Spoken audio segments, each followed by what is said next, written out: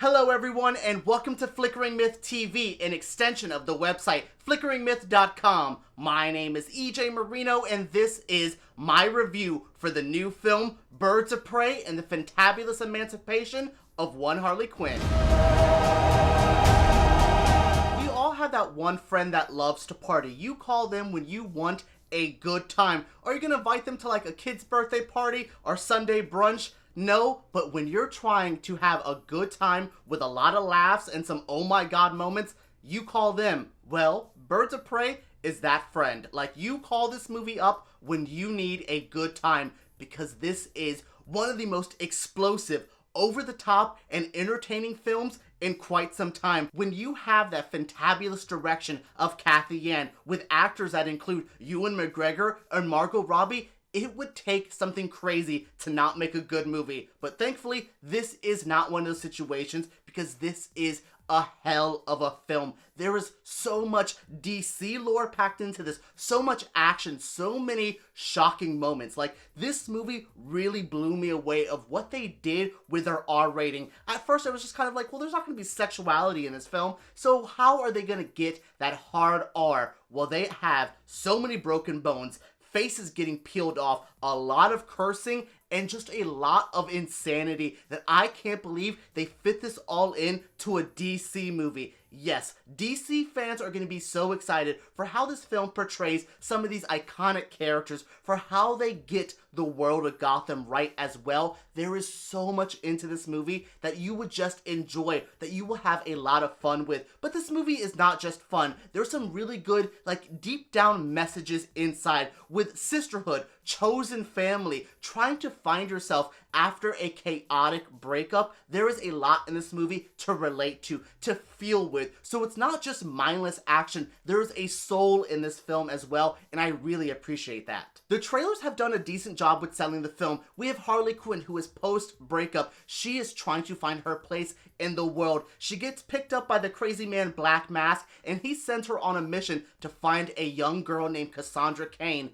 Well, that leads everyone down a path that has us involved with Renee Montoya, Black Canary, Huntress. We have Victor Zsasz running around being a crazy person. There is a lot of characters here, and they all intertwine. They all work well. I love the story of this film. I love how they chose to tell the story of this film. There's a lot of non-linear storytelling. A lot of the stuff we see at the beginning will come back in the middle of the film. We get hints at the end. We jump fast forward. We do so much stuff in this film, and I love the filmmaking from this. Cathy Yan, the director of this film, really understood what she was going for. Over the top, frenetic, loud, weird, and that all comes through so well in the filmmaking and that story. Oh my goodness, just have so much to feel about this. The way it handles, like I said, DC, the way it handles the story at hand, it's impressive. I'm so happy to see a director like this get a shot and knock it out of the park. There's a lot of good performances in this film. Margot Robbie as Harley Quinn is amazing, but you know her. She's going to be great. She was amazing in Suicide Squad. She's even better here. But who really surprised me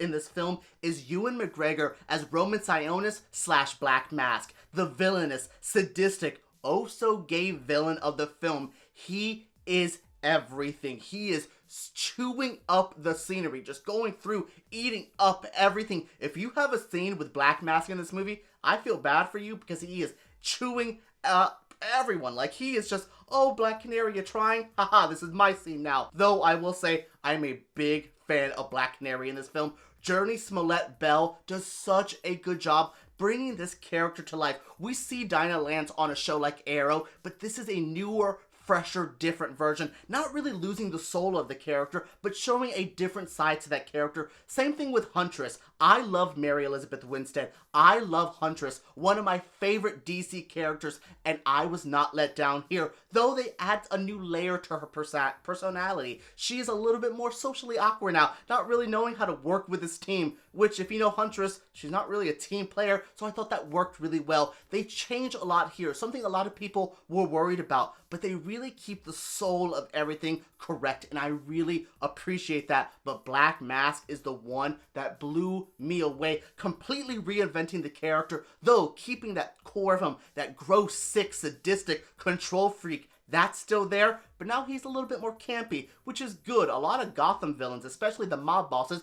are way too serious and crime and mafia kind of guys. To see a character like this, it's refreshing, it's needed, and I loved it so much. Great cast, great acting, great characters. The other standout moment from this film is the action scenes. There is a lot of them, and each one is impressive and amazing. The entire final act of this film is one giant fight scene, but not like a bad way. I really like how they handled the ending of this film, but I really like the fight scenes in the middle. There's one in a jail that is so amazing. Layers to the fight. There's a lot of different steps. We see Harley Quinn in the beginning. There's a lot of water. There's just so much in this jail fight scene, scored to an amazing song as well. The fights in this are so brutal. Oh my god.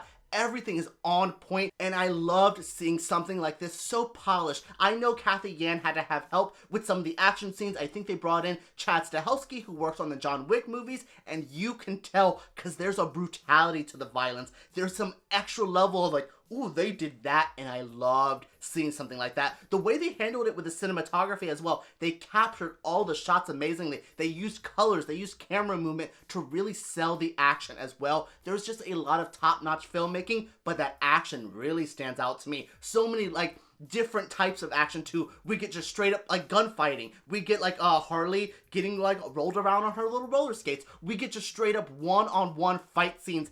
Everything in this movie from the violence department is on point. Like I said, it's cinematography, it's the score, it's the whole atmosphere. The production design really enhances the amazing fight scenes. Thank you everyone for tuning into my review of Birds of Prey. I am so excited to have this movie unleashed into the world, and everyone will have a great time with this. I promise you that. Thank you guys so much for tuning in. Make sure you guys comment down below. Subscribe to Flickering Myth because we make videos like this every single week, and give us a thumbs up because YouTube takes us way too seriously. Now let's keep our conversation going down below.